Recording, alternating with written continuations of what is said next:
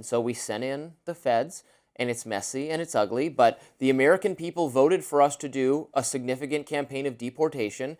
Blue states, despite the election going for Trump, blue states are refusing to do the enforcement that we voted for as a nation, and so it's aggressive there. And that's ugly, but that's what happens when there's resistance to a federal mandate. Just as if they were coming in to desegregate the schools, as they did in the 50s and 60s.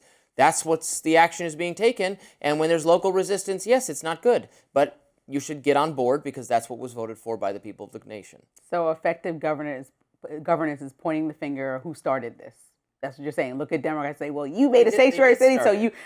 Here we are, though. And as we saw, like the actions being taken by the federal government could have started with or began with, as I've been saying since the beginning, a conversation with the mayor. And no, who said that? Like Walz called the president and they had a conversation that they both reported was good and forward. Okay, but why couldn't that conversation happen? Beginning to buckle. Why couldn't that conversation happen early? No, the president's beginning to buckle. They sent new leadership into Minnesota and they pulled out some right, but if they had not sent it, my point is, if we'd not send in the federal immigration authorities in the first place, then they would never have I don't think that aggression and bullying is the best way to lead a democracy. That's not what I agree with. I think that conversation is a great way to start, and you might disagree with local policies, but you can come to some sort of middle ground that represents what Americans voted for, which is to remove criminals out of cities across the country.